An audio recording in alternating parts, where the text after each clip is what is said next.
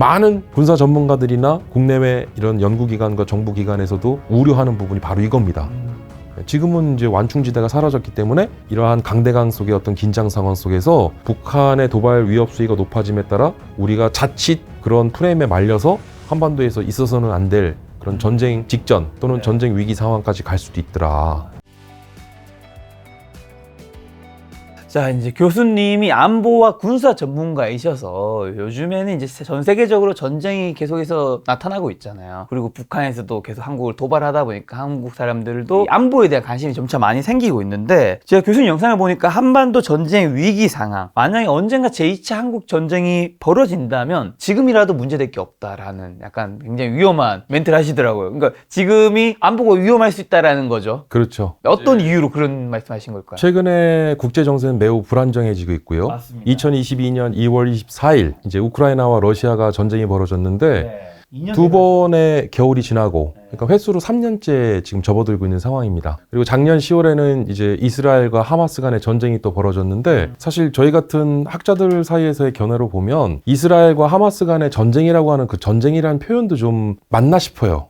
이게 사실상 하마스의 무고한 일반 시민들을 대상으로 어떤 전쟁의 특징이나 양상이라기보다는 테러에 가까운 그런 속성의 특징들이 좀 많이 나타났고, 뭐 전쟁이라 하더라도 사실 전쟁법에서도 규정하고 있는 전쟁 범죄와 같은 그런 일들이 벌어졌기 때문에 사실 오늘날의 현대 전쟁은 테러의 속성이나 본질과 그리고 전쟁이 약간 혼재되는 그런 양상이 또 보여지기도 하고요. 어찌됐든 불안정한 국제정세가 지속되는 과정 속에 동북아 지역에서의 지금 한반도의 위기 상황이 계속 고조되고 있는 그런 실정이고요. 제가 뭐 최근에 뭐 매체에서도 지금 작가님께서 말씀하셨던 북한과 한국 간, 우리 대한민국 간 있어서는 안 되고 또 있지 않았으면 하는 저도 바람인데요. 근데 그 어느 때보다도 전쟁 위기 상황이 고조되고 있는 것은 분명한 사실이거든요. 그래서 제가 연내에 전쟁이 벌어질 수도 있다. 만약에 전쟁이 벌어진다고 하면 이제 그런 걸 조심스럽게 이야기를 한 건데, 이런 생각도 들더라고요. 일반 시청자분들이나 우리 구독자분들께 괜한 또 불편한 얘기를 해서 전쟁 불안감을 고조시키면서 밤에 잠이 안 온다는 분이 계셨고, 불안해서 전쟁 나면 어떻게 해야 되냐, 저한테 이런 고통을 호소하시는 분들이 계신 걸 보고서 한편으로는 제가 좀 말 한마디를 하더라도 신중하게 단어 선택을 하고 좀 조심스럽게 이 얘기를 해야겠다. 하지만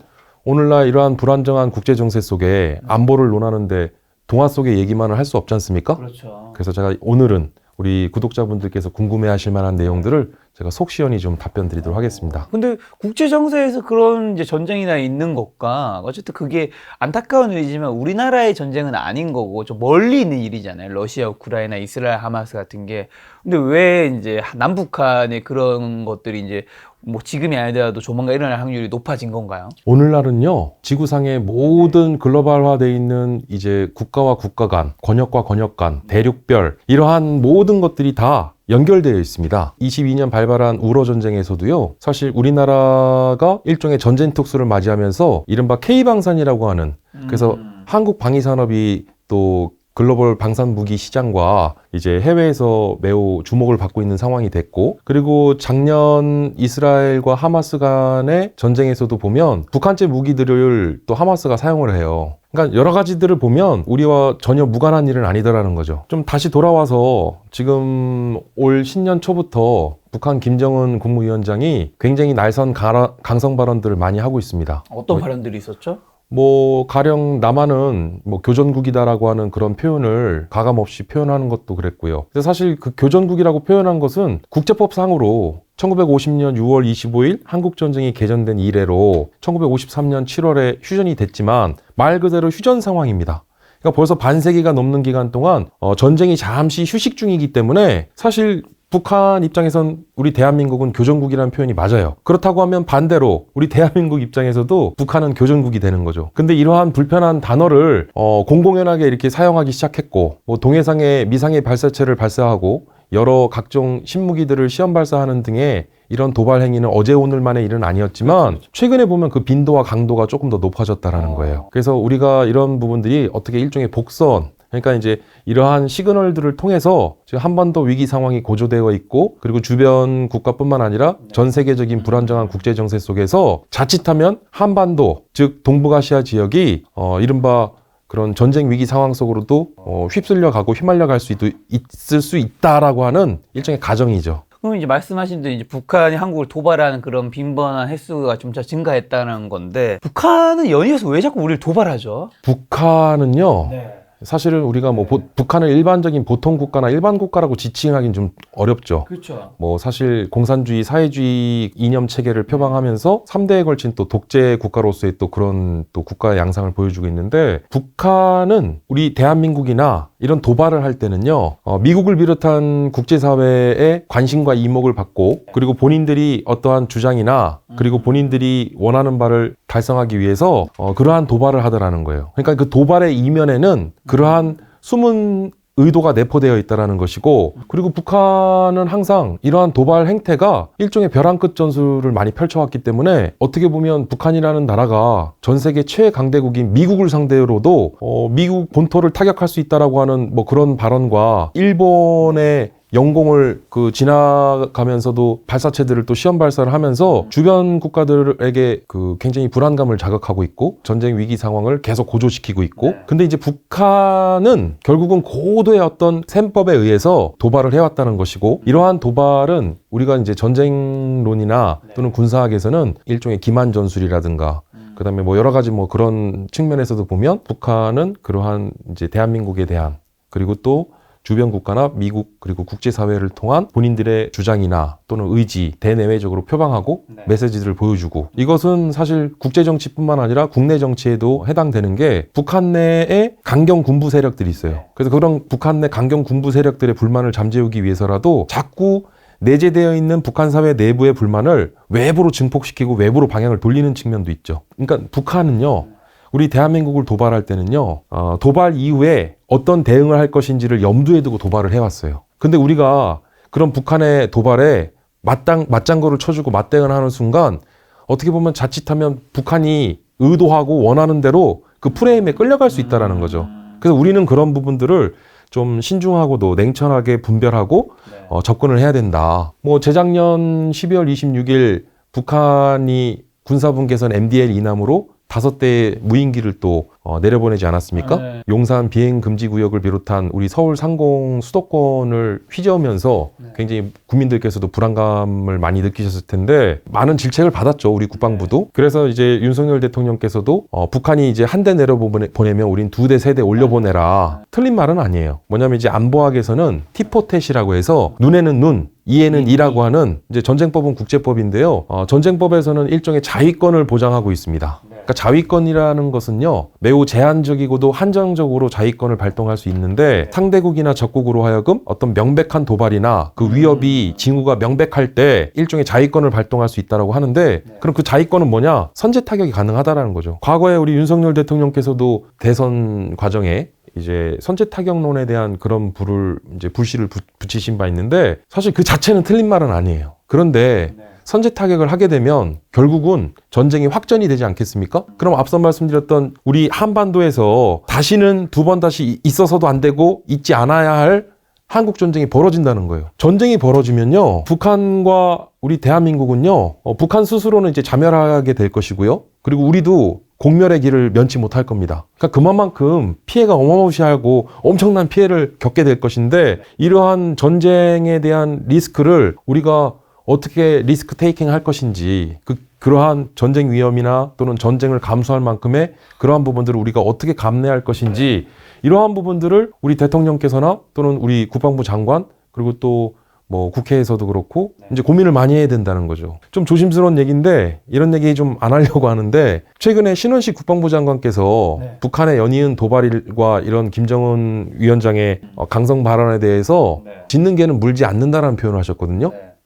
저는 굉장히 좀 지혜롭고 현명하지 못한 발언이었다. 대통령은 사실 정치인입니다. 정치인은 그런 말을 할 수도 있어요. 근데 국방부 장관이라고 하는 사람은요, 그러한 입에서 내뱉는 워딩 하나가 주변 국가나 상대 국가에게 불필요한 긴장감을 조성하고 괜한 도발의 명분과, 그리고 자칫하면 다시 말씀드리지만 조금 더 깊이 들어가면요, 9.19 군사합의가 파기가 됐습니다. 그러니까 9.19 군사합의가 파기됨으로써 이 9.19 군사합의 파기를 북한 측도 그렇고 우리 정부도 파기를 하기에 이르는 거죠. 그래서 완충지대가 사라졌어요. 뭔데요, 근데?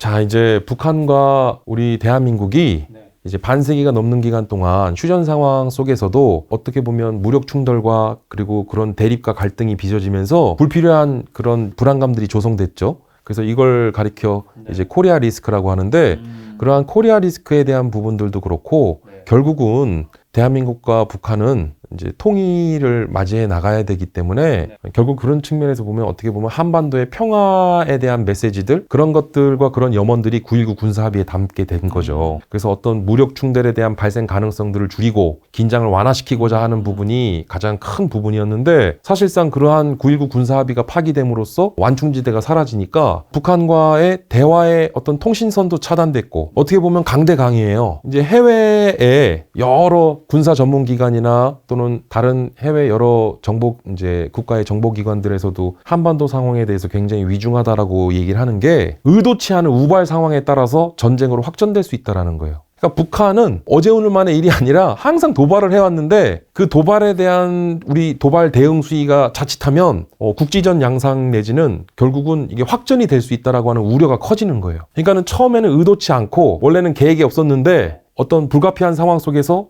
국지전 양상에서 이제는 확전이 되면 그때부터는 이제 본격적으로 이제 전쟁 상황으로 돌입하는 거죠. 그러면 이제 한반도는 부지불식간에 이제 전쟁 상황으로 돌입하게 되는데 많은 군사 전문가들이나 국내외 많은 이런 연구기관과 정부기관에서도 우려하는 부분이 바로 이겁니다.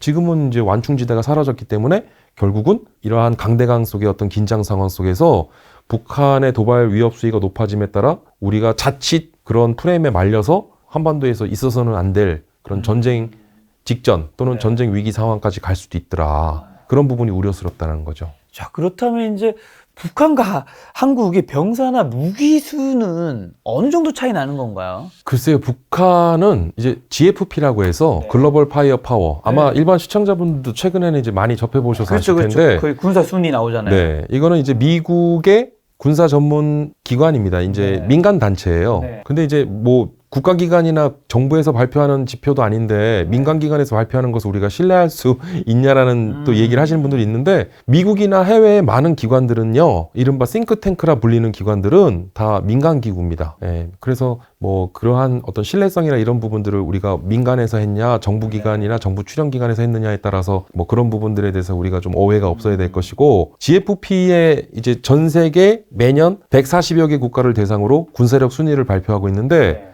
근데 이것도 맹신할 수는 없어요. 참고만 할 뿐이에요. 왜냐면 여기에는 이제 핵무기는 빠져 있습니다. 빠지고 하잖아요. 예. 그러다 보니까 이 군사력 순위를 맹신할 수는 없어요. 그러니까 오늘날 인류의 가장 그동안 개발했었던 무기 중에 가장 무시무시하고 가장 강력한 핵무기를 제외하고 어떻게 군사력 순위를 판단하겠습니까? 그렇죠. 근데 어찌됐든 이 군사력 순위를 발표한 내용을 보면 올해 2024년 우리 대한민국이 지난해 대비 한 단계 상승해서 5위에 이름을 올렸어요. 근데 북한은 지금 36인가 그럴 겁니다.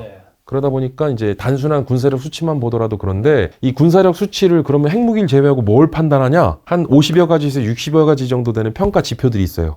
굉장히 다양한 평가 지표들이 있고 저도 그 평가에 또 참여를 해봤는데 뭐 병력의 수로부터 무기 그리고 뭐 군사 작전 분야의 국방 정책을 결정하는 의사결정자들에 대한 합리적인 의사결정 체계가 기구가 마련돼 있느냐, 뭐 그런 제도화돼 있느냐, 뭐 여러 가지들을 다 판단합니다. 그렇죠. 근데 이제 북한은 상비군 100만 이상이라고 얘기를 해요. 근데 이제 그거를 누구도 검증하지 못했다라는 거고 검증할 수도 없고 검증되지 않은 데이터고 그리고 이제는 오늘날 현대전은 어떤 병력 수에 의해서 전쟁과 전투의 승리를 장담할 수 없는 시대가 됐고 그래서 이제 북한과 우리 대한민국의 병력 수만 보더라도 북한은 상비 병력 100만 이상 우리는 지금 한 50만 정도 되죠. 육해공군 해병대 원래는 60만에서 지금 인구 절벽이라고 하는 인구 감소에 따라서 병력 부족에 따라 지금 한 50만 내외의 상비 병력을 보유하고 있는데 일단 병력 수로는 그렇습니다.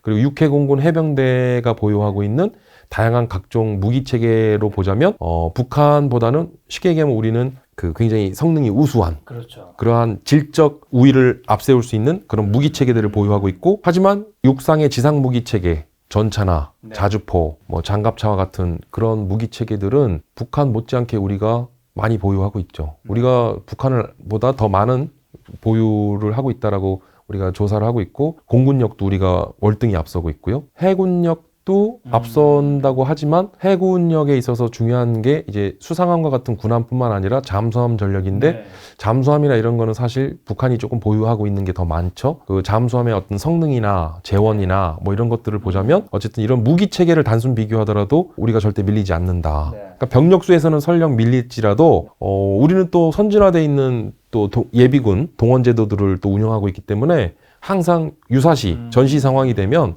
또 우리는 그 예비군 동원을 할 수 있는 그런 동원 제도가 갖춰져 있기 때문에 뭐 북한도 마찬가지긴 하나. 그래서 북한이 인구가 한 2,500만 내외, 우리가 그 2배인 한 5천만 내외인데 뭐 이런 부분들만 보더라도 단순히 뭐 병력수로만은 상대적인 열의에 있냐 우위에 있냐 뭐 이렇게 가늠하게 보기보다는 뭐 전반적으로 우리가 북한에 비해서는 군사력이 그렇게 밀리지는 않는다. 뭐 이 정도로 판단해 주시면 좋을 것 같습니다. 단순하게 이제 비교하면 제가 알고 있고 뭐 시청자분들이 다들 알고 있는 거는 병사 수와 그다음에 무기 수는 북한이 더 많은데 기술력은 우리가 훨씬 뛰어나서 결국에는 양이냐 이제 질이냐라는 건데 아무리 근데 사실 기술력이 뛰어나도 숫자 앞에 장사가 없는 거를 이제 이스라엘과 하마스에서 그 아이언돔이었네. 그게 엄청나게 모든 무기를 잘 막을 수 있지만 너무 많이 쏴대니까 잘 못 막았잖아요. 북한이 한국 공격할 때 수많은 재래식 무기로 그 뭐 쏘게 되면 그런 걸 우리가 과연 다 막을 수 있나요?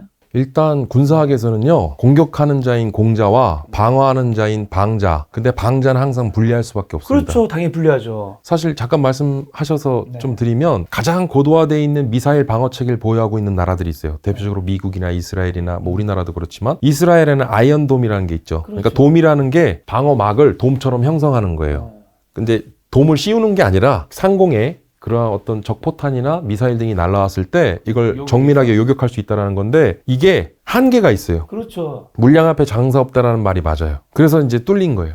그리고 이제 이스라엘은 아이언 도움에서 한 단계 더 진보된 아이언 빔 체계로 가는데 이제 빔이니까 레이저가 되겠죠. 근데 이 레이저는 이런 환경 요인이라든가 또는 기술적 난제들이 있기 때문에 뭐 아직은 뭐 전력화 배치해서 운영하는 나라가 많지는 않은데 어찌됐든 북한의 우리 군사분계선 인근에 구소련제 전술들을 채용하고 있는데 북한은 갱도 진지화해서 그 갱도 내에 뭐 방사포와 비롯해서 여러 투발 수단들과 무기 체계들이 갖추어져 있죠. 그러니까 이제 급기야는 300mm 방사포 같은 경우에는 휴전선 일대에서 발사하면 경북 지역까지, 왜냐면 사거리가 200km 이상 되니까. 그러니까는 사실 경북 지역을 비롯한 뭐 대전 인근과 그다음에 서울, 경기, 인천 지역은 뭐 두말할 필요도 없고요. 그러니까 사실은 전쟁이 벌어졌을 때 휴전선 인근에 배치되어 있는 북한의 그 뭐 방사포를 비롯한 지상 화력 체계들이 정상적으로 가동된다고 치면 그 정말 상상하기도 어려운 그런 오히려 보면 핵보다도 더 무서운 상황이 벌어질 수도 있죠. 갱도화되어 있다라는 것은 진지 안에 있는 이제 견인화하거나 또는 자주화해야 되는데 근데 그게 어떻게 움직입니까? 그게 다 내연기관이기 때문에 기름이 필요해요. 근데 북한은 지금 기름 그 연료 상황이 안 좋고요. 그다음에 지금 장비나 이런 것도 워낙 구식이고 제대로 정비도 안 돼서 제대로 장비가 작동이 될 것인지에 대한 의문점도 여러 차례 전문가들 사이에서 그럼 제기가 되고 있는 상황이고요. 최근에 푸틴 러시아 대통령의 요구에 의해서 북한이 300만 발에 가까운 뭐 152mm 포탄을 비롯한 나토 규격으로 우리는 155mm를 쓰는데 이제 구소련이나 북한과 중국에서는 152mm를 주포로 쓰니까 좀 차이가 있긴 한데 어찌됐든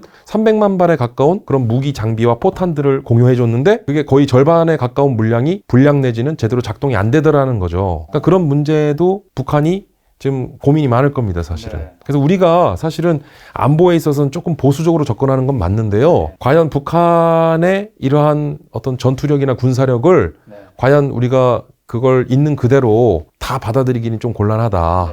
그래서 그런 어떤 성능이나 기능, 그러게 또 실제로 전투력을 얼마나 발휘할지는 그건 약간 의구심이 드는 부분이긴 하나 그럼에도 불구하고 단 한 발이라도 서울 상공, 수도권에 포탄이 떨어진다고 하면 정말 끔찍한 일이 벌어질 수 있기 때문에 우리는 이런 부분에 대해서 엄중하게 대처하고 그리고 항상 늘 긴장의 끈을 놓아서는 안 되겠죠. 북한 전력 중에서 북한이 어쨌든 우리가 가장 무서워하는 이유 중에 하나는 핵을 가지고 있기 때문일 텐데 사실 핵은 북한도 쓰기 쉽지 않잖아요. 그걸 쓴다는 거는 핵의 모든 나라들이 적이 될 수 있는 거기 때문에 그럼 핵무기를 제외하고 가장 무서운 무기는 뭔가요? 이제 우리가 대량 살상 무기라고 해서 WMD라고 그러죠. Weapons of Mass Destruction이라고 하는데 가장 대표적인 대량 살상 무기는 핵무기, 그리고 생화학 무기가 있습니다. 북한 내 약 한 10여 곳에서 한 20여 곳 정도의 생화학 물질에 대한 생화학 무기를 개발하고 연구하고 보유하고 있는 시설들이 약 20여 개 정도 시설을 운영 중에 있다라고 지금 알려지고 있고요. 그리고 보유하고 있는 이러한 끔찍한